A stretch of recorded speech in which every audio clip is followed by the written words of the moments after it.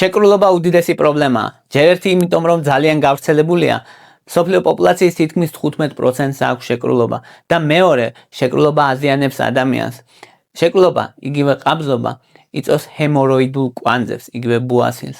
ასოცირებულია თირკმელების დაავადებასთან, შარდის შეუკავებლობასთან, დიაბეტთან, დეპრესიასთან და მსხვილი ნაწლავის სიმსივნესთანაც კი. ამიტომ შეკრულობის მკურნალობა მნიშვნელოვანია. დღეს გეტყვით ყველაზე ეფექტურ რეჟიმს, რითიც შესაძლებელია შეკრულობის დამარცხება სრულად. ჯერ ვთქვათ, რატომ ემართებათ ადამიანებს შეკრულობა? ყველაზე მთავარი მიზეზი, რატომაც ადამიანს შეკრულობა ემართება, არის ის, რომ საკვების მასა ნაწლავებში გადაადგილდება ნელა. ამას ნაწლავის ნელ ტრანზიტს უწოდებენ.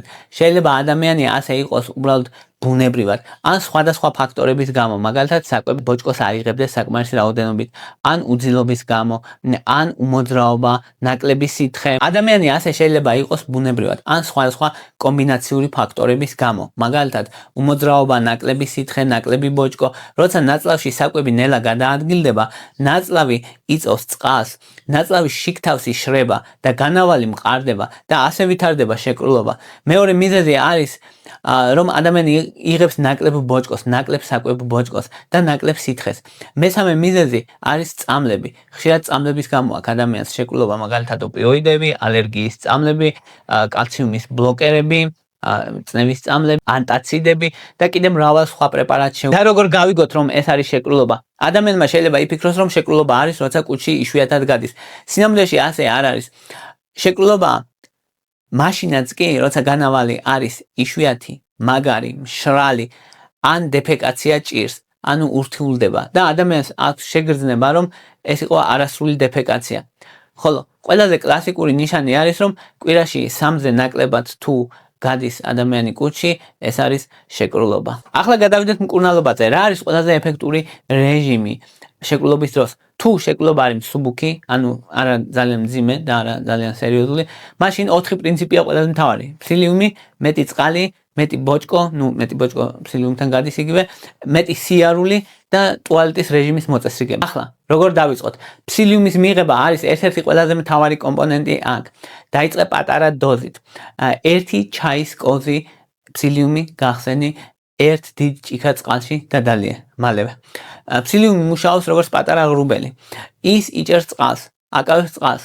განავალს ხდის უფრო მოცულობით და უფრო რბილს, მაგრამ ბოჭკო წყლის გარეშე არ მუშაობს, ამიტომ წყლის მიღება არის ძალიან მნიშვნელოვანი. ამიტომ წყალი არის მეორე კომპონენტი. ეცადე რომ დღის განმავლობაში 2 ლიტრი წყალი მიიღო. აქ არ არის საუბარი ადამიანებზე, ვისაც აქვს სერიოზული გულის უკმარისობა ან თირკმელის მძიმე დაავადება. ასე დროს, რაც უნდა ექიმი ეტყვის რა რეჟიმით უნდა მიიღოს წყალი. და მესამე მნიშვნელოვანი ფაქტორი არის სწრაფი ნაბიჯით სიარული, დღეში მინიმუმ 30 წუთი. ეს ნაწლავებისთვის მნიშვნელოვანია. როგორც დილის მაღვიძარა, ასე მოქმედებს სხეულზე, ნაწლავებზე სიარული.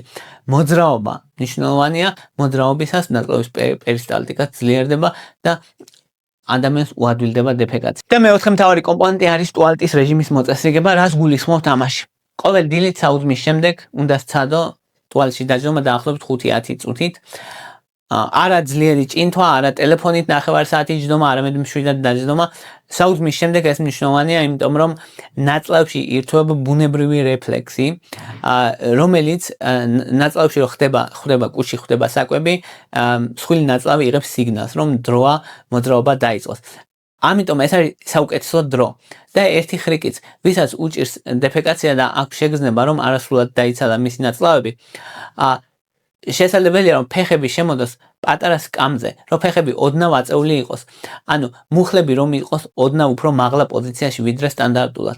ასე დროს სწორი ნაწლავის პოზიცია სწორდება და დეფეკაცია ხდება ბევრად უფრო ადვილი. ბევრმა იცის რომ წონის კლებისთვის საჭიროა კალორიული დეფიციტი, მაგრამ არ იცის როგორ აწყოს დღე ისე, რომ არ იშიმშილოს, საკმარისი რაოდენობით მიიღოს ცილა, შეინარჩუნოს კუნთოვანი მასა და მშვიდად მიყვეს წონის კლების პროცესს. სწორედ ამისთვის შევქმნით 15-დღიანი კვების გეგმა, მარტივი გასაგები და ყოველდღიურ ცხოვრებაზე მორგებული. ეს არის სტრუქტურა, რომელიც გეხმარება უფრო მარტივად დააწყო დღე და ყოველჯერზე თავიდან არ იფიქრო, რა უნდა ვჭამო. კვების გეგმა მინდოდა ყოფილიყო მაქსიმალურად ხელმისაწვდომი, ამიტომ მისი ღირებულება 29 ლარი. თუ გინდა მიიღო კვების გეგმა, მოგწერე WhatsApp-ზე, მითითებულ ნომერზე, ან გადადი ბმულზე და მოგწერე Facebook-ის მესენჯერში. აი ეს არის მთავარი კომპონენტები, რაზეც დგას შეკრულების მკურნალობა. თუ ამ რეჟიმმა არ იმუშავა ან საკმარისი არ არის, მაშინ მეორე ძალა არის პოლიეთილენ გლიკოლი, იგივე მაკროგოლი. ეს არის ერთ-ერთი ყველაზე კარგად შესწავლილი საშუალება ქრონიკული შეკრულობის დროს. მისი მექანიზმი არის ასეთი, რომ ის ნაწლავს არ აღიზიანებს, ის უბრალოდ ნაწლავში აკავებს წყალს. ანუ განავალი აღარ შრება ისე ძალიან, აღარ შრება ძლიერად და ხდება უფრო რბილი და უფრო მარტივად გადის მოკლედ ნაწლავში. მისი სტანდარტული მიღება არის დღეში ერთხელ ყოველ დღე, დაახლოებით 17 გრამი არის ხოლმე და წყალში უნდა გახსნა და ისე უნდა დალიო. ეფექტისთვის სჭირდება 1-3 დღე, ანუ უცებ არ დგება ეფექტი. ანუ შესაძლებელია იმ ყველაფერს დაუმატოთ ფსილიუმი, მოძრაობა, წყალი, ტუალეტის რეჟიმის მოწესრიგება და შესაძლებელია პოლიეთილენ გლიკოლის დამატებაც. ანუ ჯამში ეს კომბინაცია მუშაობს უკვე ეფექტურად უმეტეს შემთხვევაში. თუ მაინც ვერ უშველა, ანუ მესამე უფრო მძლავრი ეფექტური საშუალება არის სტიმულანტი ლაქსატივები, იგივე სტიმულანტი საფაღარათოები, მაგალითად ბისაკოდილი და სენა. ოღონდ სენა და ბისაკოდილი ასტიმულირებს მოკლედ ნაწლავების კედელს და ეუბნება რომ იმოძრავე. ისინი აძლიერებენ ნაწლავების შეკუმშვას, ნაწლავების პერისტალტიკას, მაგრამ აქ არის მნიშვნელოვანი წესი, რომ პირველი ნაბიჯი ეგენი არასდროს არ უნდა იყვნენ. მაგათ ეძახიან ეგრეთ წოდებულ რესკიუ მედიკამენტებს, რომელიც ნიშნავს რომ გამოვა სიტუაციაში უნდა გამოიყენო. მოკლე პერიოდის შესაძლებელია ბისაკოდილის ან სენას გამოყენება დაახლოებით 3-5 დღით, მაგრამ მის მერე უნდა შეწყდეს მისი მიღება.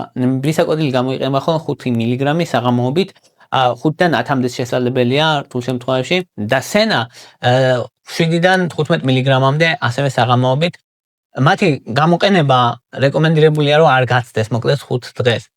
ხო, აქვე შესაძლებელია კიდე ბუნებრივად გავაძლიეროთ დახმარება შეკრულობის და პირველი ამისთვის ერთ-ერთი საუკეთესო არის კივი. კივი შეიცავს წყალს, ბოჭკოს, პექტინს, აქტინიდინს და ეს აქტინიდინი მნიშვნელოვანი ფერმენტი, რომელიც კუჭის დაცლას აჩქარებს და კივს აქვს მოკლედ მნიშვნელოვანი ეფექტი საჭმლის მონელებაზე და კუჭის მოქმედებაზე. დღეში 2 ცალი კივი მიიჩნევა სტანდარტად ამ შემთხვევაში დილაობით ან 1 დილით 1 საღამოთი შესაძლებელია. ხო, და ჯამში კიდევ ერთხელ რო ვთქვათ, მნიშვნელოვანი არის 2 ლიტრი წყალი დღეში, ფსილიუმი პატარა დოზებით, ან ფსილიუმის 5 გრამით უნდა დაიწყო, ან 3-5 გრამით, ან 3-დან 3, 1-2 კვირა ესე უნდა იყოს შეეჩვიოს ორგანიზმი, მერე გადახვიდე 10 გრამზე დღეში შესაძლებელია, ანუ დღეში ორჯერ რომ მიიღო 5-5 გრამი, ეს არის ფსილიუმის დოზირება. და 2 კივი დღეში, მოძრაობა, ტუალეტის რეჟიმის მოწესრიგება. კიდე ერთი დახმარება რაც შეიძლება, მაგრამ მანამდე ვიტყოდი რომ კივის კანი ზოგ ადამიანი ფიქრობს რომ და აჭრიან ხოლმე კივის კანს. სინამდვილეში კანიანად შესაძლებელია მისი მიღება და ბოჭკოსაც შეიცავს დიდი რაოდენობით კანი.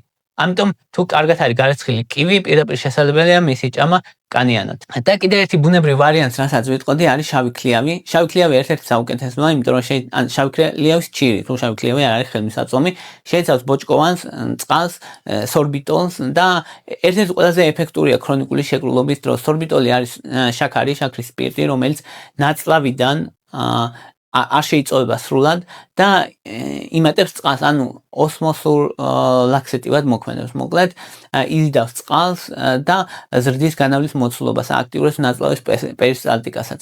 და კიდე ერთი ვარიანტი, ბუნებრივი ისე დამატება შეგიძლიათ, არის სელის თესლი. სელის თესლი დიდი რაოდენობით ბოჭკოს შეიცავს და შეუძლია რომ განავალში წყალი შეაკავოს და განავალის მოცულობაც გაზარდოს. ამიტომ დაფქული სელის თესლი არის ერთ-ერთი საუკეთესო. ხო, სელის თესლი 1 ჩაის კოვზი დღეში გახსნილი ან წყალში, ან იოგურტში, ან მაწონში, ხო, აუცილებელია გაზავება და დალევა. ეს საუკეთესო პრაქტიკად მიიჩნევა. და კიდე რო არ აღნიშნოთ, არ გამოვა ეს დილის ყავა, რომელიც ბუნებრივი სტიმულია, რეალურად ბევრი ადამიანისთვის არის ყავა კუჭის მოქმედების ერთ-ერთი მნიშვნელოვანი დამხმარე. ბოჭკოვანზე უნდა გახსოვდეთ, რომ იგივე სელი, იგივე ქლიავი, იგივე კივი, იგივე ფსილიუმი მათ შეუძლიათ რომ გამოიწვიონ ცოტა ხანი გაზების დაგროვება, მაგრამ ეს როგორც წესი დროებითია და გადის რაღაც დროის მერე, ამიტომ და დაიწყეთ დაბალი დოზით და ნელ-ნელა მოუმატეთ დოზები. რაც უნდა გახსოვდეს, რომ მტვალში წასვლის სრული თუ გაგიჩნდებათ, არ უნდა გადადო. სრულის მუდმივი იგნორირება დროთა განმავლობაში ასუსტებს ნაწლავების ბუნებრივ პერისტალტიკას და ბუნებრივ რეფლექსს. შესაბამისად, შეკრულობა ვითარდება ხოლმე აქედანაც და შეკრულებას თუ თან ახლავს სისხლდენა, სისხლიანი გამონადენი, ძლიერი ტკივილი, გულისრევა, ღებინება ან უცებ დაიწყო შეკრულობა, ან შეკრულობა დაიწყო 50 წელზევით, მაშინ ყურადღებით იყავით, აუცილებლად დამატებითი გამოკვლევებია საჭირო. აი ეს იყო რის თქმაც მინდოდა, მადლობა რომ მისმენდით, მადლობა რომ გაინტერესებთ, თუ მოგწონთ ჩემი ვიდეოები დალაიქეთ, თუ მოგწონთ ჩემი არხი გამოწერეთ, მადლობა ინტერესისთვის.